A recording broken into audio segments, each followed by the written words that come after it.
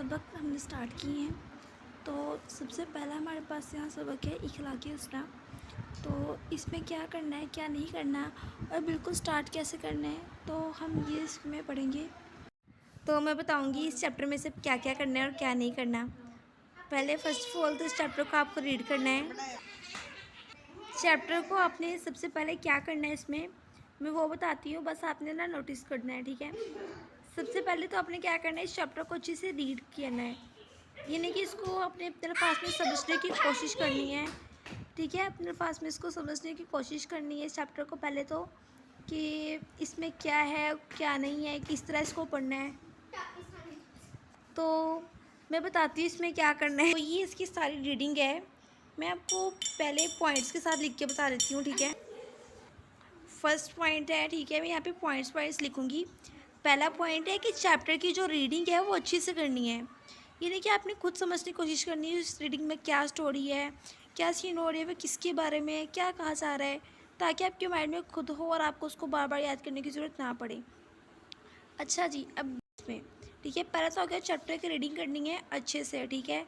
समझना है कि उस चैप्टर में क्या कहा है, ठीक है। अब दूसरा क्या करना है, जो हम टॉपिक कर रहे हैं उसके मुतालिक मैं बताती हूँ, ठीक है। आज तो दूसरा चैप्टर स्टार्ट किया है ना मैंने, यानी कि बुक में वो तीसरा चैप्टर है, ठीक है। बुक में ये जो है ये वाला तीसरा चैप्टर है, लेकिन गाइड के लिहाज से पहले हम चैप्टर्स को पूरा करेंगे, ठीक है। ये मेरी आज फर्स्ट वीडियो है, तो मैंने इसमें आपको बताऊँगी कि इसमें क्या करना है, ठीक है। तो चैप्टर में सबसे पहले तो आप इसका याद करें खुलासा।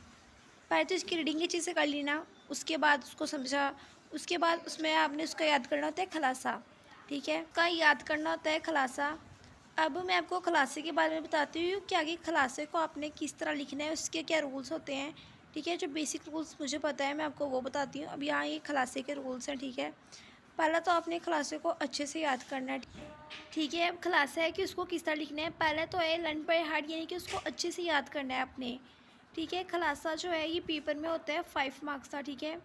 यहाँ पे मैं लिख देती हूँ कि जो पेपर में जो खुलासा होता है इसके 5 मार्क्स होते हैं, ठीक है। खुलासे को लिखते कैसे हैं, इसको कैसे याद करना है ये भी मैं बताती हूँ, लेकिन पहले तो इसको अच्छे से याद करना है। उसको आप लिख के भी देखिए, उसको याद भी करें। और एक उसमें हमने बात करनी थी कि अपने इसको पैराग्राफ की फॉर्म में लिखना है। यहाँ पे मैं आपको उसके अब लिखने के रूल्स बता। अच्छा जी, अब इसके हम चौथे पॉइंट पे इसके जो राइटिंग के रूल्स हैं अब इसको डिस्कस करते हैं, ठीक है। उसके राइटिंग के रूल्स क्या हैं, फर्स्ट तो आप इस रूल्स में लगा लें, ठीक है। ठीक है, राइटिंग के रूल्स में आप पहला पॉइंट लगा लें कि आपकी जो राइटिंग है वो क्लियर होनी चाहिए, यानी कि साफ़ होनी चाहिए, अच्छा लिखना होना चाहिए, जिसमें लफ्ज़ ध्यान से समझ आ रहे हो, ठीक है। ठीक है, फर्स्ट रूल है नीट राइटिंग होनी चाहिए, अच्छी राइटिंग होनी चाहिए, ठीक है। आपको पढ़ना अच्छा आएगा तो आप लिखा भी अच्छे से जाओगे, ठीक है।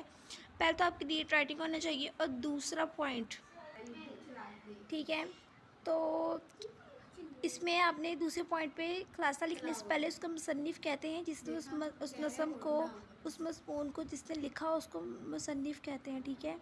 जैसे हम कोई चीज़ बनाते हैं हम कहते हैं चीज़ किसने बनाई है, तो उस शख्स का नाम। इसी तरह स्टोरी किसने लिखी, कहानी किसने लिखी, ये कुछ भी समथिंग एनीवेज वो किसने लिखा है उसका नाम, ठीक है। इसको हम कहते हैं मुसन्निफ़। और फिर उसके नीचे हमने नीचे वाली लाइन पे हमने खुलासा लिखना है, ठीक है। और आगे और एक बात मैं आपको और इम्पोर्टेंट बात बताती हूँ, ठीक है। तो एक बात आप अपने ज़हन में रखिए कि जब भी आपने किसी चीज़ की हेडिंग देनी है, तो पहला पॉइंट ये है कि जब भी आप कहीं पे भी कोई चीज़ लिखते हैं, जैसे मैं कहती हूँ कि अब मैं लिख रही हूँ मज़मून, ठीक है। तो मज़मून लिखने के बाद इसके आगे मैं इस तरह करके डॉट लगाऊंगी, इस तरह करके नहीं लगाऊंगी, क्योंकि इसका मतलब है कि इस लाइन का आगे मतलब है कि आप इसको फुल वजाहत से बता रहे हो काफ़ी ज़्यादा। तो इस तरह आपने पॉइंट्स लिखना है, तो इसका भी नंबर कट जाता है। एक नंबर होता है मुसन्निफ़ का नाम लिखने का होता है 1 नंबर, और 4 नंबर होते हैं खुलासे के, ठीक है। अब खुलासे के पहले रूल आपको उसकी एक रूल की तो समझ आ गया ना कि उसके 5 मार्क्स होते हैं, वो किस हिसाब से होते हैं, ठीक है। अब उससे आगे चलते हैं। अब उससे आगे आपने जब भी खुलासे को लिखना है आपने उसको पैराग्राफ में लिखना है, ठीक है। उसको अपने पैराग्राफ की फॉर्म में लिखना है। पैराग्राफ जो होता है वो 7 या फिर 10 लाइनों तक हो सकता है, ये आपको थोड़ा ज़्यादा भी करना चाहिए, ठीक है। और इसके अलावा खुलासा आप अपने अल्फाज में लिख सकते हैं, लेकिन ठीक है, खुलासा लिखते हुए आपने ये बात का ध्यान रखना है कि जो पहली बात आ रही है उसको पहले बताना है, पहले की बात को बाद में नहीं बताना। पहले शुरू में आगाज़, फिर उसके दरमियान वाला हिस्सा, बाद में उसका इख्तिताम, ठीक है। सबक का खुलासा लिखते हुए कि जो है वो गैर ज़रूरी बातें नहीं लिखनी चाहिए, ठीक है, अहम बातें लिखनी चाहिए। जो खुलासा है उसे अपने अल्फाज पर लिखना है, लेकिन मुसन्निफ़ के अल्फाज, अंदाज़ा और उसके मुकाबले वगैरह जो है ना उसका भी बहुत ध्यान रखना होता है। और उसको बयानी अंदाज में लिखते हैं। सबक का खुलासा जो होता है याद करना होता है, वो अपने जो बुक में दिया हुआ है ना हमें गाइड पे, वही लिखना होता है, ये अपने से ज़्यादा नहीं लिखना होता। और खुलासे को तशरीह की फॉर्म में नहीं लिखते हैं, ठीक है, ये भी याद रखना है। और खुलासे को लिखते वक्त एक ये मेन बात होती है कि आपके पेपर में जो खुलासा है वो एक तरह ही पेज का होना चाहिए, ठीक है। एक पॉइंट है कि सबक का खुलासा एक तरह ही होना चाहिए, इसका भी आपने ख़ास ध्यान रखना है। फिर आपके पूरे 5 मार्क्स मिलेंगे अगर हम मुसन्निफ़ का नाम लिखेंगे और खुलासा लिखेंगे, ठीक है। मुसन्निफ़ का 1 नंबर होता है, खुलासे के 4 होते हैं, और 1 जमा 4 हमारे पास 5 होते हैं, तो 5 नंबर का हमारा पेपर में खुलासा आता है। अब चलते हैं चैप्टर की तरफ। चैप्टर था हमारा अखलाक हुस्ना।